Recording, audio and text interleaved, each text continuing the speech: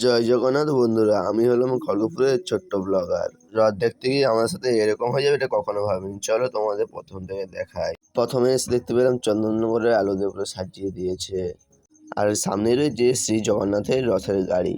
আমার ক্যামেরাম্যানকে ফোনটা হাতে দিয়ে আমি প্রণাম করতে চলে গেলাম।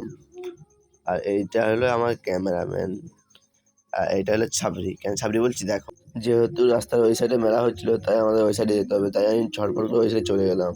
আর ওকে বললাম রাস্তা দেখে বেরাতে, দেখো ছাবরির মধ্যে কীভাবে করছে। কিছুক্ষণ পর চলে এলাম মন্দিরে প্রণাম করার জন্য। আমি সিঁড়িতে উঠে দেখতে পেলাম মহাপ্রভুর প্রসাদ দেওয়া হচ্ছিল, তাই আমি ঝটপট করে প্রণাম করে নিলাম। কমেন্টে তোমরা জয় জগন্নাথ লিখে যাবে।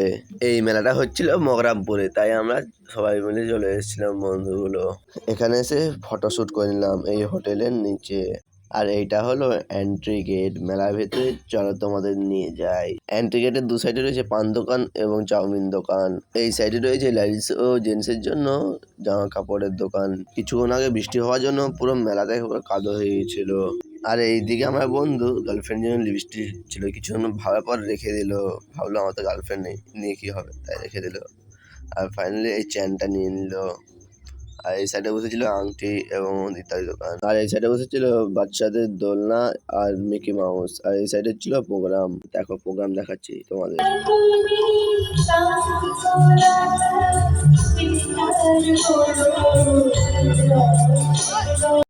প্রোগ্রাম দেখার পর চলে এলাম ট্যাটু দোকানের দিকে। আর এদিকে আমার বন্ধু ট্যাটু করবে।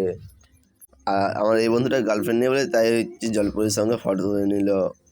আর এইদিকে ছাবরি কী করছে দেখো, হীরা বেটে এই সাপটা নিয়ে আমার গায়ে দিয়ে ফিকে দিয়েছিল। কি হারামি বলো। আমরা হলাম প্রো লেভেল ভিখারি, তাই জল খেয়ে বাড়ি যাওয়ার জন্য বেরিয়ে পড়লাম। বাড়ি যাচ্ছে, দেখা হচ্ছে নতুন ব্লগে। Tata bye bye, see you.